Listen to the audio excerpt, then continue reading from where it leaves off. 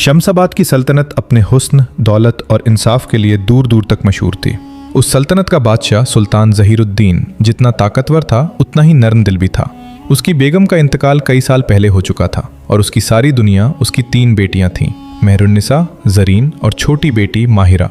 तीनों बेटियां उसकी आंखों की ठंडक थीं, मगर सबसे छोटी माहिरा उसके दिल के सबसे करीब थीं, क्योंकि उसकी शक्ल हूबहू अपनी मरहूम अम्मी जैसी थी। सुल्तान हर सुबह फजर की नमाज के बाद अपने महल की ऊंची छत पर खड़ा होकर पूरे शहर को देखा करता था। उसे अपने लोगों से मोहब्बत थी और लोग भी उसे अपने बाप जैसा मानते थे। मगर इतने बड़े महल और इतनी शान व शौकत के बावजूद उसके दिल में एक तन्हाई थी जो रात होते ही उसे घेर लेती। एक रात बारिश बहुत तेज हो रही थी। बिजली आसमान को ऐसे चीर रही थी जैसे कोई पुराना जख्म फिर से खुल गया हो। सुल्तान अपने कमरे में अकेला बैठा अपनी बेगम की पुरानी चिट्ठियां पढ़ रहा था। तभी दरवाजे पर दस्तक हुई। अब्बा हुजूर, माहिरा की धीमी आवाज आई। सुल्तान ने जल्दी से आंसू पोंछे और कहा, अंदर आ जाओ बेटी। माहिरा सफेद लिबास में भीगी हुई अंदर आई। उसके हाथ में दिया था जिसकी लौ कांप रही थी। उसने सुल्तान के पास बैठकर पूछा, आप फिर अम्मी जान को याद कर रहे हैं ना? सुल्तान मुस्कुरा तो दिया, मगर उसकी मुस्कुराहट में दर्द साफ दिखाई दे रहा था। कुछ मोहब्बतें इंसान से कभी जुदा नहीं होती बेटी। माहिरा ने धीरे से उनका हाथ पकड़ लिया। तो फिर आप हमसे अपनी तन्हाई क्यों छुपाते हैं? सुल्तान ने पहली बार अपनी बेटी की आंखों में गौर से देखा। उसे लगा जैसे वक्त अचानक ठहर गया हो। वही आंखें, वही लहजा, वही अपनापन। उसका गला भराया। तुम्हारी अम्मी भी बिल्कुल ऐसे ही बातें करती थीं।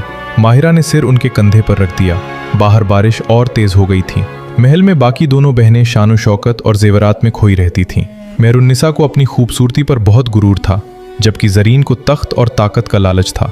मगर माहिरा को न महंगे कपड़ों से लगाव था, न हीरे जवाहरात से। उसे महल के पीछे बने पुराने बाग में वक्त बिताना पसंद था, जहां उसकी अम्मी फूल लगाया करती थीं। एक दिन सुल्तान ने अपनी तीनों बेटियों को दरबार में बुलाया। पूरा दरबार सजा हुआ था। वजीर, अमीर और बड़े बड़े सौदागर मौजूद थे। सुल्तान ने भारी आवाज में कहा, मैं बूढ़ा हो रहा हूं। अब वक्त आ गया है कि तुम तीनों में से कोई सल्तनत की जिम्मेदारी समझे। मेहरुन्निसा ने फौरन कहा, अब्बा हुजूर, मैं आपकी सबसे बड़ी बेटी हूं। ताज पर पहला हक मेरा है। ज़रीन पीछे नहीं रही। सल्तनत सिर्फ उम्र से नहीं चलती, अक्ल और सियासत चाहिए जो मुझ में है। मगर माहिरा खामोश खड़ी रही। सुल्तान ने पूछा, और तुम माहिरा, तुम क्या चाहती हो? माहिरा ने धीमे लहजे में जवाब दिया, मैं सिर्फ इतना चाहती हूँ कि इस सल्तनत के लोग हमेशा खुश रहें। दरबार में हल्की हंसी गूंज उठी। मेहरुन्निसा ने ताना मारा, सल्तनत दुआओं से नहीं चलती छोटी बहन। मगर सुल्तान की आंखों में चमक आ गई। उसे अपनी मरहूम बेगम की बात याद आई, जिस दिन हमारी बेटियां बड़ी हों तो उनकी दौलत नहीं, दिल देखना। उस रात सुल्तान बहुत देर तक सो नहीं पाया। उसे महसूस हो रहा था कि महल की दीवारों में कोई अनदेखा तूफान पल रहा है।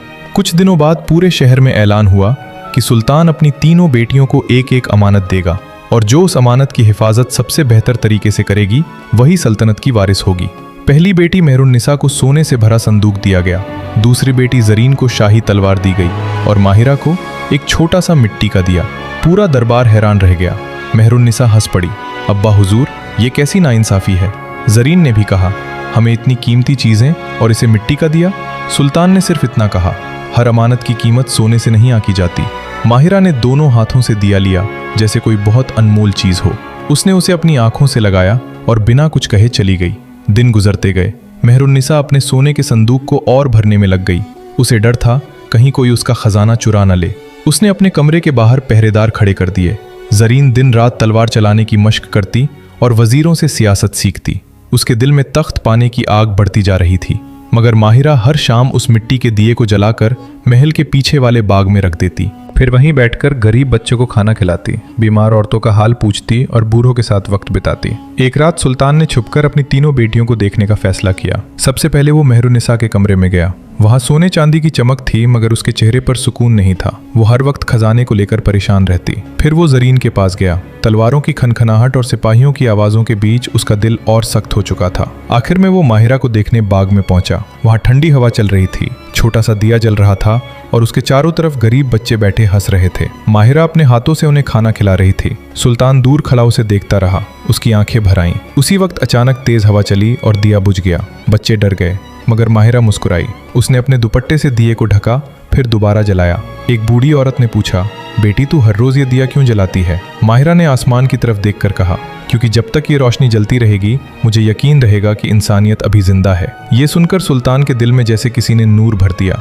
उसे पहली बार समझ आया कि असली ताकत तलवार या दौलत में नहीं, बल्कि उस दिल में होती है जो दूसरों के लिए धड़कता है। मगर उसी रात महल के अंधेरों में एक साजिश जन्म ले चुकी थी। जरीन ने मेहरुन्निसा से कहा, अगर माहिरा इसी तरह अब्बा हुजूर का दिल जीतती रही तो तख्त हम दोनों के हाथ से निकल जाएगा। मेहरुन्निसा ने धीरे से पूछा, तो फिर क्या करें? जरीन की आंखों में खतरनाक चमक उभरी। उस दिए की रोशनी हमेशा के लिए बुझा देते हैं। उस रात महल की फिजा अजीब खामोशी में डूबी हुई थी। आसमान पर बादल ऐसे मंडरा रहे थे जैसे किसी अनहोनी का इंतजार कर रहे हों। महल की लंबी गलियों में जलते मशालों की लौ कांप रही थी और उन्हीं सायों के बीच जरीन और मेहरुन्निसा धीरे धीरे माहिरा के कमरे की तरफ बढ़ रही थीं। माहिरा अपने कमरे में नहीं थी। हमेशा की तरह वो महल के पीछे वाले बाग में गरीब बच्चों और औरतों के बीच बैठी थी। मिट्टी का दिया उसके सामने जल रहा था और उसकी रोशनी में उसके चेहरे पर अजीब सुकून था। मेहरुन्निसा ने दूर से देखा और होंठ भींच लिए। आखिर अब्बा हुजूर इसमें ऐसा क्या देखते हैं? जरीन ने ठंडी आवाज में कहा, लोगों के दिल जीतने वाली औरतें तख्त भी जीत लेती हैं और यही हमें नहीं होने देना।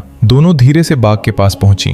वहां एक बूढ़ा फकीर बैठा था जिसे माहिरा अपने हाथों से खाना खिला रही थी। फकीर की सफेद दाढ़ी हवा में उड़ रही थी और उसकी आंखों में अजीब चमक थी। जैसे ही जरीन ने आगे बढ़कर दिया बुझाने के लिए हाथ बढ़ाया, फकीर अचानक बोल उठा, रोशनी बुझाने वाले अक्सर खुद अंधेरों में खो जाते हैं। दोनों बहनें ठिठक गईं। जरीन ने सख्त लहजे में कहा, बूढ़े अपनी हद में रह। फकीर मुस्कुराया, मैं तो बस वक्त की आवाज़ सुनता हूँ बेटी, और वक्त बता रहा है कि इस महल में मोहब्बत से ज्यादा लालच पल रहा है। मेहरुन्निसा घबरा गई, चलो यहाँ से। मगर जरीन इतनी आसानी से पीछे हटने वालों में से नहीं थी। उसने झटके से आगे बढ़कर मिट्टी का दिया जमीन पर गिरा दिया। दिया टूट गया, उसकी लौ बुझ गई और पूरा बाग एक पल के लिए अंधेरे में डूब गया। बच्चे डरकर माहिरा से लिपट गए। माहिरा ने टूटा हुआ दिया अपने हाथों में उठाया। उसकी आंखों में आंसू उतर आए मगर उसने कुछ नहीं कहा। फकीर धीरे धीरे खड़ा हुआ। जिस दिल में नफरत घर कर जाए वहां बरकत नहीं ठहरती। जरीन ने गुस्से से कहा, इस फकीर को यहाँ से निकाल दो। मगर तभी पीछे से सुल्तान की भारी आवाज गूंजी, कोई कहीं नहीं जाएगा। तीनों बेटियां एक साथ पलटी। सुल्तान वहीं खड़ा था। उसकी आंखों में दर्द था और गुस्सा भी। मेहरुन्निसा घबराकर बोली, अब्बा हुजूर, वो हम तो बस क्या? सुल्तान गरजा, एक मिट्टी का दिया तुम्हें इतना छोटा लगा कि तुमने अपनी बहन का दिल तोड़ दिया? जरीन ने खुद को संभालते हुए कहा, हम सिर्फ ये साबित करना चाहते थे कि सल्तनत जज्बात से नहीं चलती। सुल्तान कुछ पल उसे देखता रहा, फिर बहुत धीमी आवाज में बोला, सल्तनत जज्बात से नहीं चलती मगर इंसानियत के बिना टिकती भी नहीं। माहिरा ने टूटा हुआ दिया अपने सीने से लगा लिया। अब्बा हुजूर, इन्हें माफ कर दीजिए। सुल्तान हैरान रह गया, तुम्हारा दिल दुखाया गया और तुम इन्हीं के लिए रहम मांग रही हो? माहिरा की आंखें नम थीं। नफरत का जवाब नफरत से दिया जाए तो दुनिया में फर्क क्या रह जाएगा? सुल्तान की पलकों पर आंसू छलक पड़े। उसे यकीन हो गया कि उसकी सबसे छोटी बेटी सिर्फ उसकी औलाद नहीं, उसकी सल्तनत की रूह है। मगर उसी रात एक और आफत शमशाबाद पर टूट पड़ी। महल के बाहर अचानक घोड़ों की तेज आवाजें गूंजने लगीं। सैनिक भागते हुए दरबार की तरफ आए। हुजूर, एक सिपाही हाँफते हुए बोला, दुश्मन सल्तनत के सैनिक शहर के बाहरी दरवाजों तक पहुंच चुके हैं। पूरा महल दहल उठा। वो पड़ोसी सल्तनत का बादशाह था, मलिक कासिम, जो सालों से शमशाबाद की दौलत पर नजर गड़ाए बैठा था। उसे खबर मिल चुकी थी कि महल के अंदर फूट पैदा हो चुकी है। सुल्तान तुरंत दरबार की तरफ बढ़ा। जरीन की आंखों में चमक आ गई। अब वक्त आ गया है कि मैं साबित कर दूं कि असली वारिस कौन है। वो फौरन अपनी तलवार लेकर सैनिकों के साथ निकल गई। मेहरुन्निसा अपने खजाने को बचाने के लिए कमरे में भागी। उसने नौकरों को हुक्म दिया कि सारे संदूक तहखाने में छुपा दिए जाएं, और माहिरा वो शहर के घायल लोगों की मदद के लिए निकल पड़ी।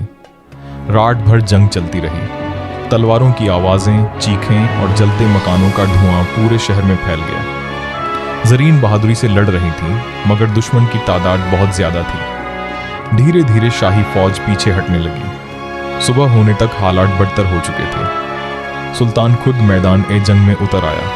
उसकी उम्र ढल चुकी थी मगर हाथों में अब भी वही ताकत थी। वो अपने सैनिकों के आगे ढाल बनकर लड़ रहा था मगर किस्मत को कुछ और मंजूर था। एक दुश्मन सैनिक ने पीछे से वार किया और तलवार सुल्तान के कंधे में उतर गई। अब्बा हुजूर! जरीन चीख उठी। सुल्तान घोड़े से नीचे गिर पड़ा। उसे तुरंत महल लाया गया। पूरा महल रोने लगा। हकीमों ने बहुत कोशिश की मगर जख्म गहरा था। माहिरा भागती हुई उसके कमरे में पहुंची। उसके हाथ खून से सने हुए थे क्योंकि वो सारी रात घायलों की मदद करती रही थी। सुल्तान मुश्किल से आंखें खोल पाया। माहिरा, जी अब्बा हुजूर। वो रोते हुए उसके पास बैठ गई। सुल्तान ने कांपते हाथों से उसका चेहरा छुआ। सल्तनत तलवार से नहीं, दिल से बचती है। माहिरा फूट पड़ी। आपको कुछ नहीं होगा। सुल्तान हल्का सा मुस्कुराया। जब इंसान जाने वाला होता है ना बेटी, तो उसे खुद महसूस हो जाता है। कमरे में सन्नाटा छा गया। जरीन और मेहरुन्निसा भी दरवाजे पर खड़ी रो रही थीं। पहली बार उन्हें अपने लालच से ज्यादा अपने बाप का दर्द महसूस हो रहा था। सुल्तान ने बड़ी मुश्किल से कहा, मेरी तीनों बेटियां मेरे दिल के टुकड़े हैं, मगर याद रखना, तख्त उसी के काबिल होता है जो अपने लिए नहीं, दूसरों के लिए जिए।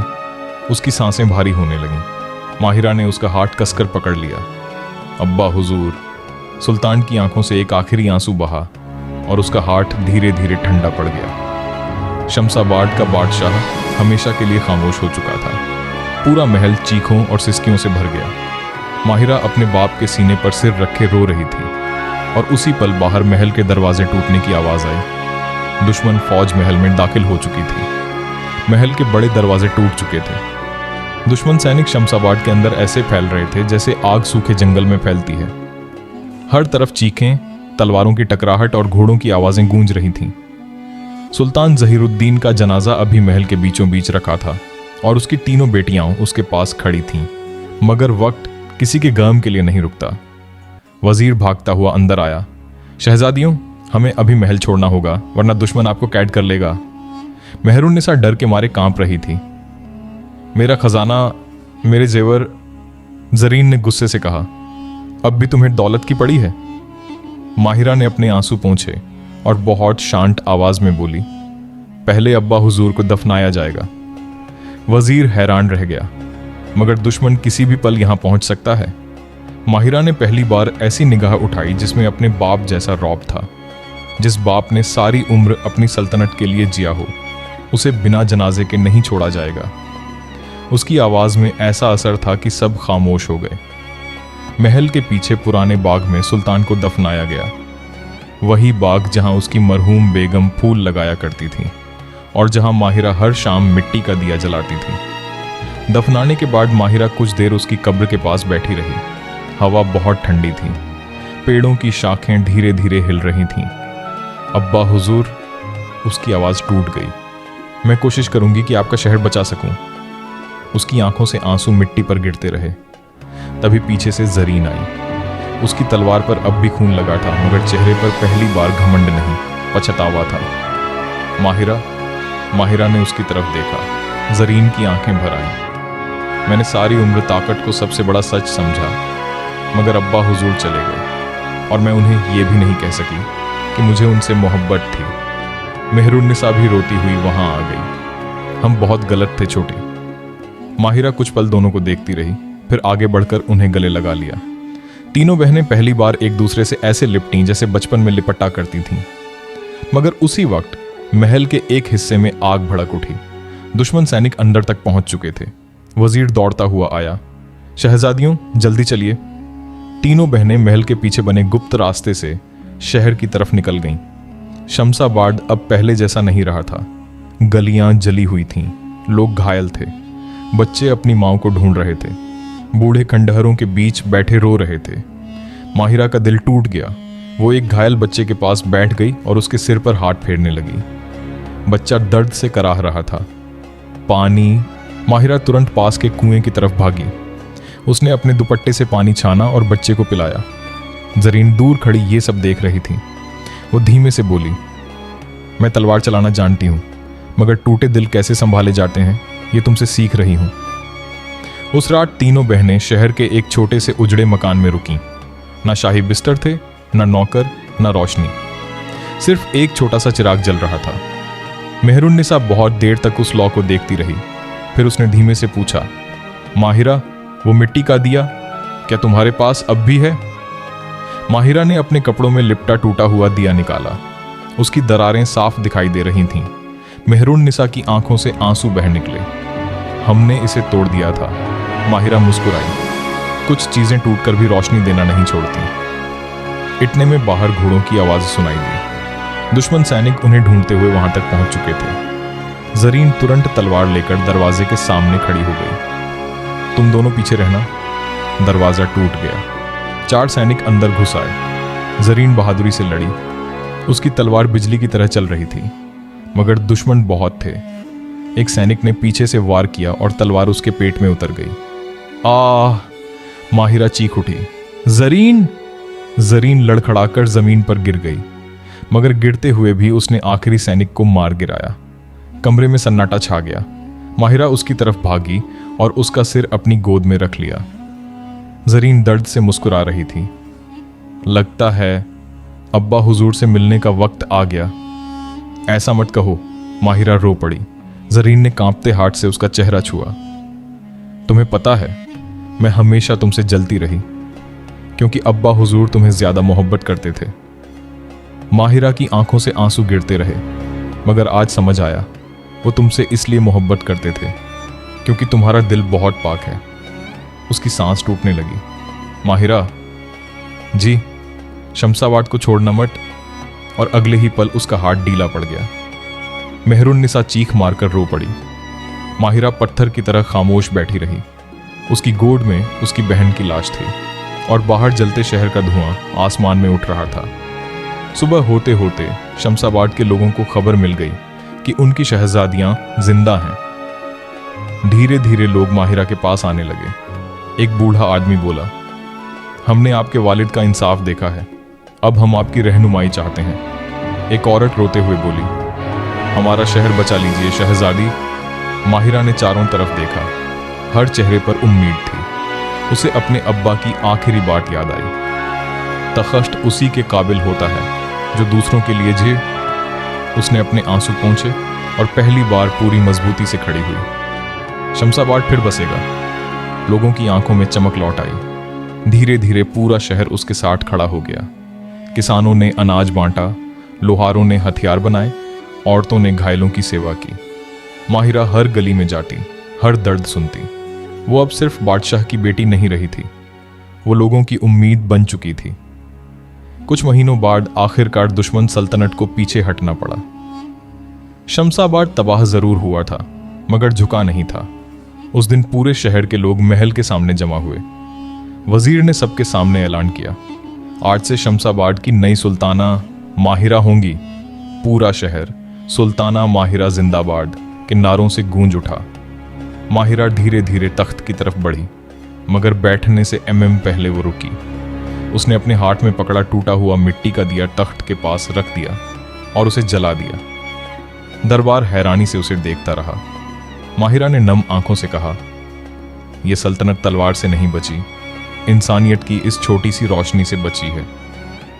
उस पल पूरे दरबार में ऐसी खामोशी छा गई जिसमें हर किसी को अपने दिल की आवाज सुनाई दे रही थी। और दूर महल के पीछे बने बाग में हवा धीरे से सुल्तान जहीरुद्दीन की कब्र को छू रही थी, जैसे एक बाप अपनी बेटी पर फख्र महसूस कर रहा हो।